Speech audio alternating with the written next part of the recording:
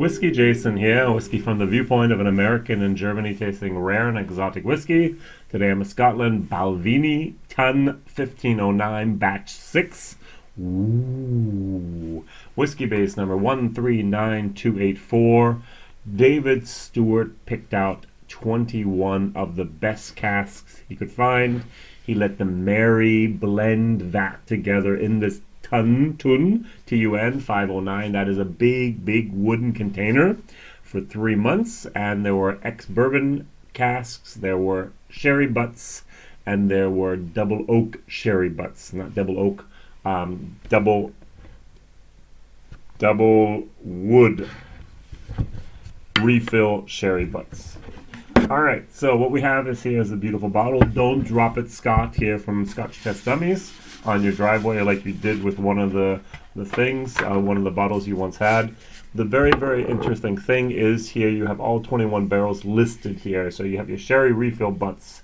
You have 5 of those. You have the double wood. We have from the 12-year-old and the 17-year-old double wood Balvenie refill sherry butts. Another 7 of those. So we have a total of 11. 5 plus 6, I can't count.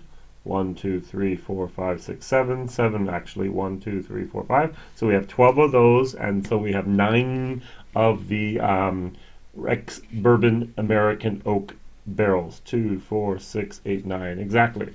So, and then he actually, David Stewart takes a sample of each and every one of these barrels, and he tells us what the spice is from 1 to 5.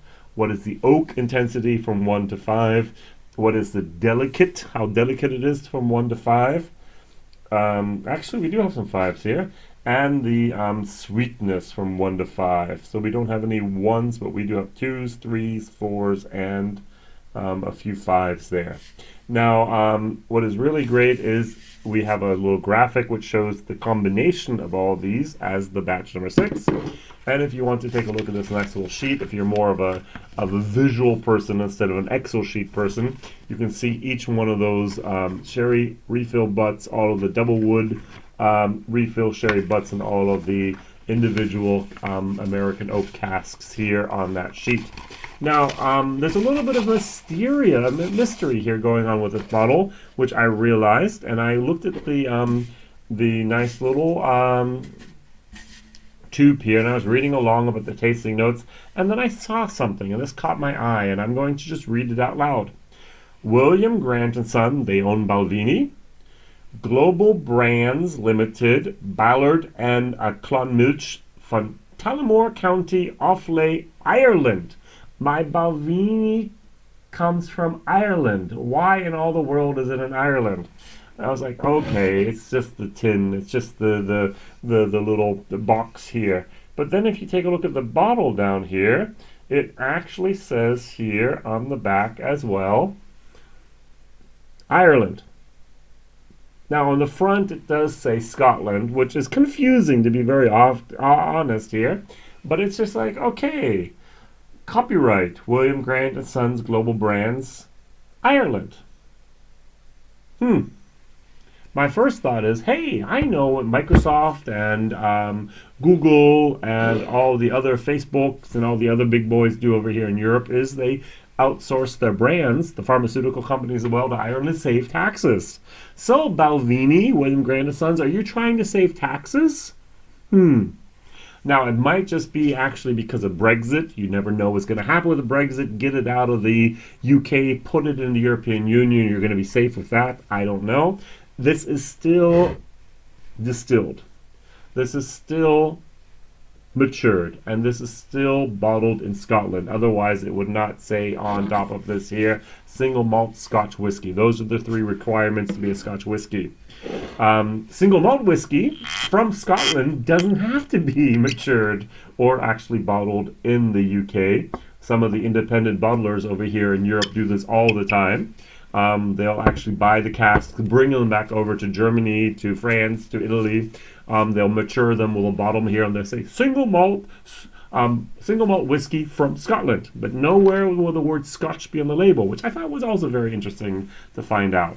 So, What did I pay for this? This is the question of the day. 50.5%. I've actually owned the bottles of Tun 1, 2, 3, 4, 5, and 6 now.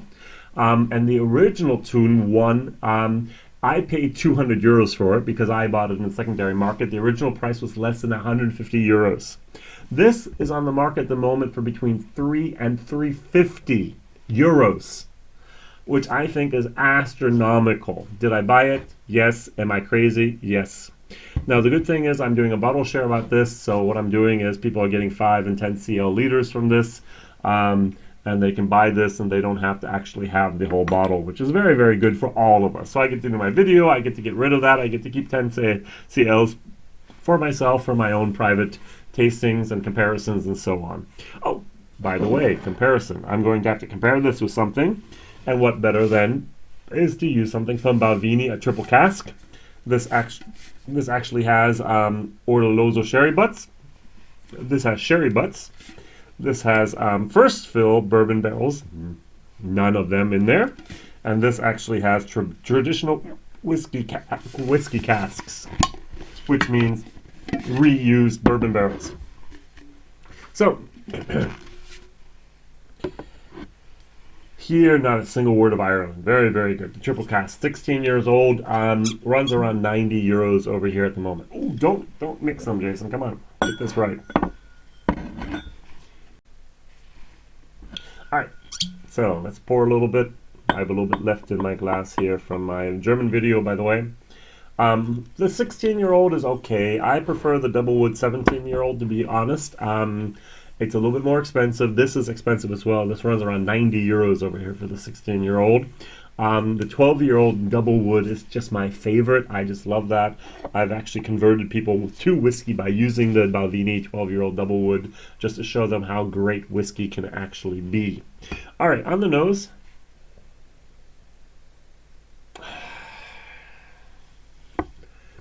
Sweet.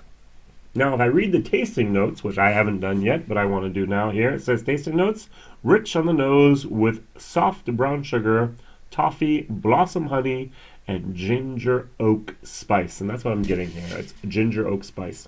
Now, I actually describe this here as a pedigree whiskey. Why the word pedigree? Well, first of all, it has a long history, and second of all, it's been more or less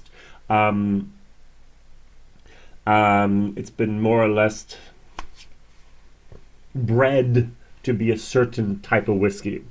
Now, this is triple cask. This is just a fairly common whiskey. It's like, oh, that's interesting. I have the malt. I have the sweetness. I have a little bit of the wood. This is very, very, it's not generic, but it's still top of the line type of a sedan. Now, this is a very specialized whiskey. You're getting 4 things. You're getting sweetness. You're getting not the sherry sweetness, but really a honey sweetness. You're getting oak. Maybe American, maybe also European oak is in here. And then you're getting a lot here of that spice. Not malt, spice. And it's very complex in those 3 areas. Delicate is for me a little bit difficult to explain, but all right, those 3 things, and you're getting those in a abundance. And what I actually did in my German video, I'm going to do this as well here, is I'm going to dilute this down a little bit and see what's left. All right, so 50.4%. I think, and that's my personal opinion, this is much hotter than it actually could or should be. If I want to have a great $300 bottle of whiskey, I expect it to be very, very luxurious. And that alcohol pepper moment is for me one of those things that is not associated with luxurious. I want to feel the alcohol, but it should not bite into my tongue. And I have a little bit of a problem with this whiskey that it does take its it takes its claws and just like a cat that kind of massages your leg, but you're going it's there, okay? So cilantro.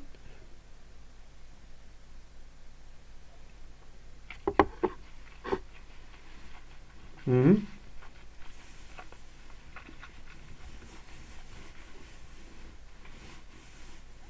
One of the predominant flavors I'm getting is pepper, is hot, is alcohol. It's sweetness, it's spice, it's wood. It's sweetness, it's spice, it's wood.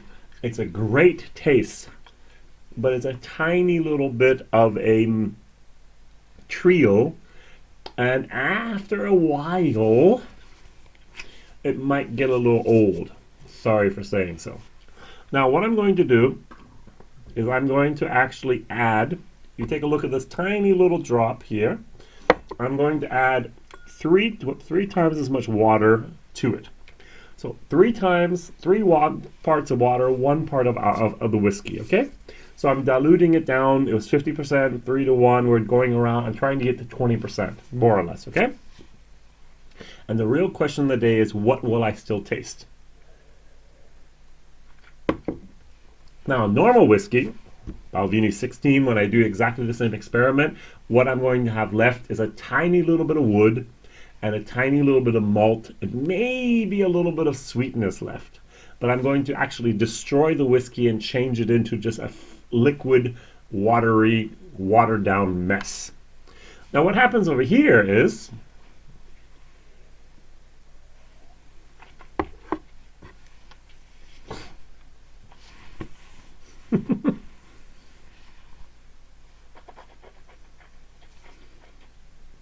first of all, the viscosity is still there. It's amazing.